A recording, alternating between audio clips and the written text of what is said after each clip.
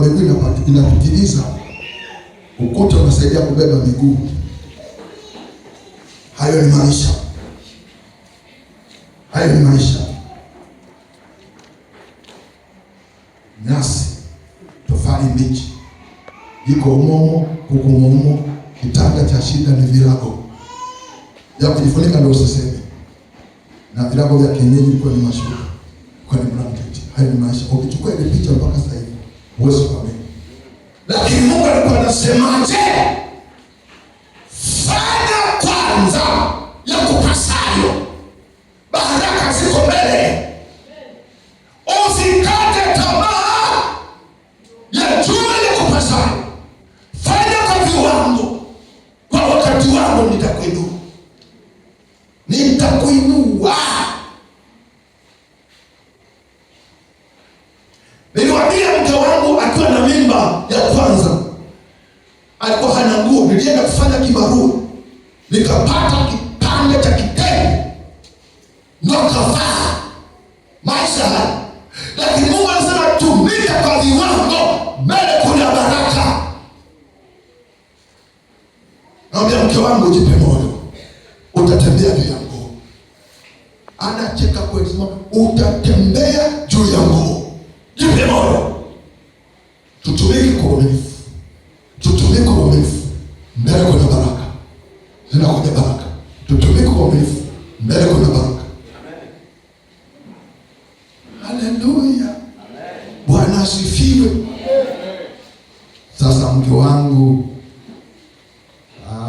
anaweza kafungua duka la kuuza nguo. Anaweza. Akitoa zinaongezeka zingine. Akitoa zinaongezeka zingine. Kuna siku ninapozao na wewe mama ndio nimezidi. Mimi sanduku hili yani unyamaze, ulitabiri mwenyewe. Kweli nitabiri. Samahani mama.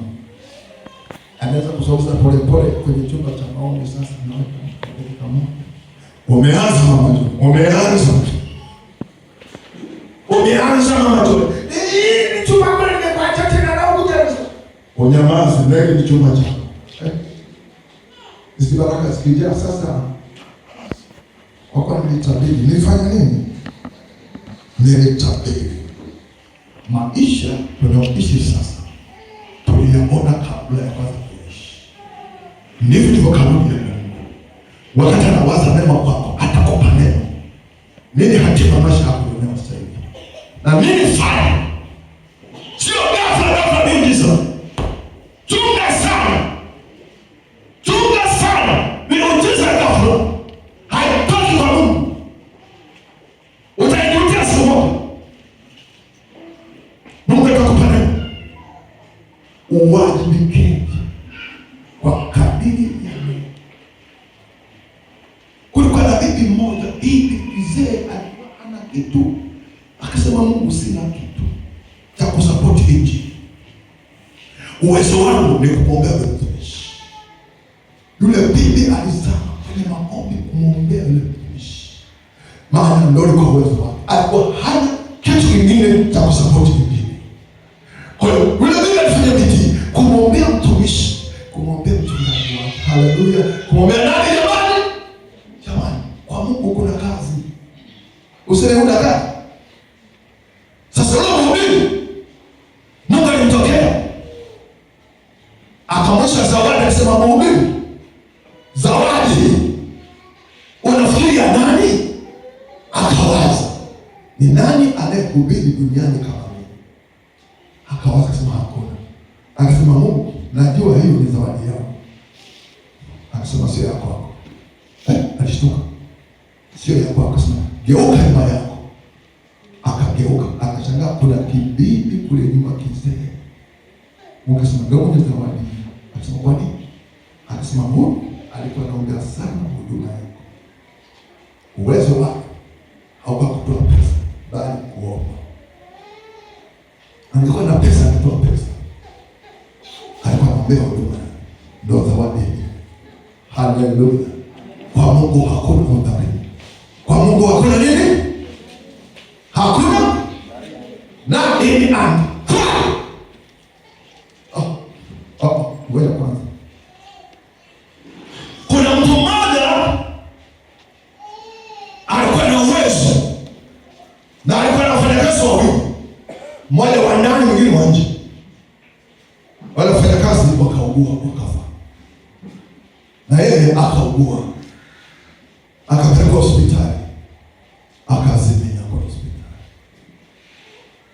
akashangaa yuko mbinguni. Malaika akasema, umekuja, mimi ndio napokea watakatifu waliokufa, karibu sana. Akasema, asante malaika, asante. Anasema kabla hajafika mbali aliona mji, kwa Malkia hauko, kwa Trump hauko, wala Korea kaskazini na kusini hauko. Yaani uwezi kuona mji kama ule duniani, ya hapa ni mabanda. Ikabidi aonyeshe ushamba. Akasema,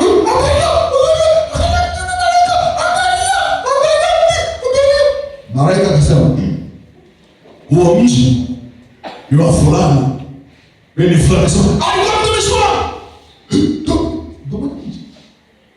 Hawajafika mbali, mwingine huwa akasema, na huo pia ni wa fulani, akajua basi wa kwake, basi wa kwake. Akasema, malaika, naomba fanya haraka nipeleke kwenye mji wangu.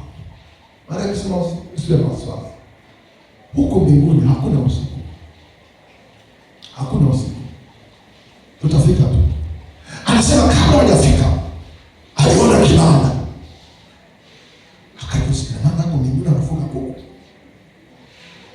Akasema, malaika, kile kibanda cha nini? Malaika akasema, umekosea kuuliza, useme kibanda cha nini, useme kibanda cha nani.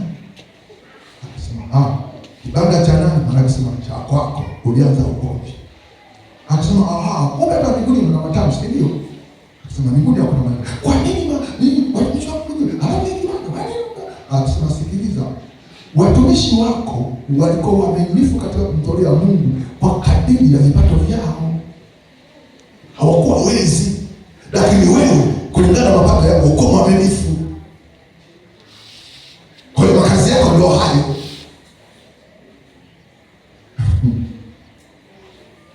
Akaambiwa hivi, Mungu amekuongeza siku ukatengeneza. Ukizinduka ukasoma Wagalatia 6:7. Haya, moja soma Wagalatia 6:7.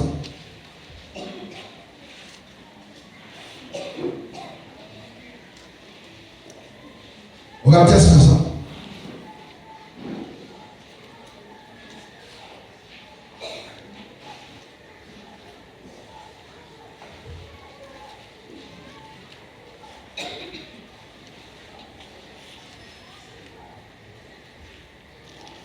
Wagalatia 6:7. Alipata somo.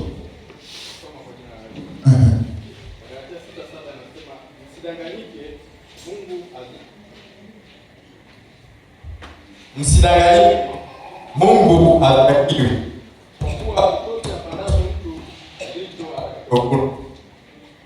Msidanganyike, chochote apatacho mtu ndicho atakachovuna. Ndicho atakacho. Mungu hadanganyi. Huyu aliyekuletea maiki huyu